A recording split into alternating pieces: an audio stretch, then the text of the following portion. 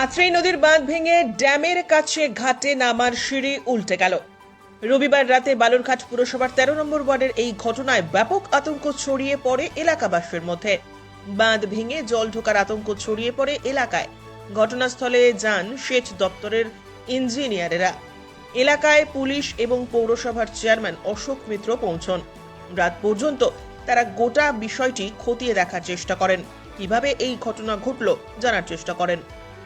নদীর লো ড্যাম তৈরি হয়েছে 1 বছর হলো, কিন্তু এর মধ্যেই এই ঘটনা রীতিমতো প্রশ্ন তুলে দিয়েছে। যদিও সেচ দপ্তরের কর্মীরা ড্যাম্পের যে গেট জল পাস হওয়ার জন্য সেই গেট রাতেই খুলে দেয়, সেই কারণেই তারা মনে করছেন গেট খুলে যাওয়াতে কিছুটা স্বস্তি মিলবে। স্থানীয় বাসিন্দাদের অভিযোগ, ড্যাম্পের গেট বন্ধ করে রাখার জন্যই পাশের ওয়ালের তলে ফুটো থাকায় সেখান দিয়ে জল পাস হতে শুরু করে এবং তারপরেই বাঁধ ভেঙে হুড়মুড়িয়ে জল ঢুকতে শুরু করে। থাকতো তাহলে এখানে কোনো সমস্যাই হতো না। দুপারে দুটা গেট যদি খোলা থাকতো, জলটা ওপারেও মেডেলে থাকতো, এপারেও থাকতো। এরা গেট সময় সময় বন্ধ করে, সময় সময় খোলে, সময় সময় বন্ধ করে, সময় সময় খোলে। আজকে কি হয়েছে? আজকে মানে কয়েকদিনটা গেটটা বন্ধ আছে।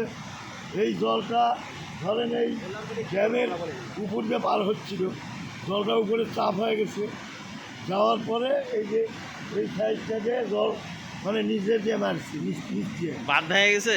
হ্যাঁ, নিচ দিয়ে মেরে এই যে সাইডটা ভেঙে গেছে। এখানে যে আমাদের যে গার্ডওয়ালটা আছে, যেটা ইরিগেশন থেকে করা হয়েছে, সেই গার্ডওয়াল দিয়ে একটা লিকেজ ধরা পড়েছে। স্বাভাবিকভাবেই সঙ্গে সঙ্গে তৎক্ষণাৎ জেলা প্রশাসন এবং অ্যাসিস্ট্যান্ট ইঞ্জিনিয়ার ইরিগেশনের যিনি রয়েছেন তাকে খবর দিয়েছে। আমি নিজে স্পটে এসেছি।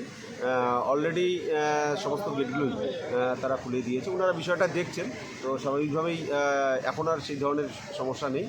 তারা ব্যাপারটাকে টেক ওভার করে নিয়েছে এবং এটা তাদের যে শিডিউল ওয়ার্কের মধ্যে বিষয়গুলো থাকে সেগুলো তারা করবেন এবং করছেন, আপনারা দেখছেন। যে সমস্যাটা হয়েছিল তারা অলরেডি টেক ওভার করেছে। পুলিশ প্রশাসনও এসেছেন, আইসি সাহেব নিজে এসেছেন, আমিও নিজে এসেছি, এলাকার কাউন্সিলর আছেন।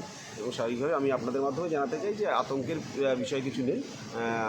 ওনারা এই বিষয়গুলোকে যা যা প্রয়োজনীয় পদক্ষেপ গ্রহণ করার আছে তারা তাদের ডিপার্টমেন্টালগত সমস্ত দিক দিয়েই তারা রেডি আছেন। আপনাদের মাধ্যমে জানাতে চাই যে এখানে আতঙ্কের কিছু বিষয় নেই। তারা সমস্ত বিষয়টাকে টেক ওভার করেছে। গেট বন্ধ ছিল, গেট বন্ধ না থাকলে কি এই সমস্যাটা হতো না বলে মনে করছে? না, এটা তো ওনাদের শিডিউল ওয়ার্কের মধ্যে পড়ে। মানে কোন সময় গেটটা রাখবে জলস্তরের উপর ডিপেন্ড করে। এই বিষয়টা তাদের টেকনিক্যাল বিষয়, এটা তারা সেইভাবেই মেনটেন করে। এখন এই ঘটনাটা ঘটেছে, সঙ্গে সঙ্গে তারা এসছেন, প্রয়োজনীয় পদক্ষেপ গ্রহণ করেছেন।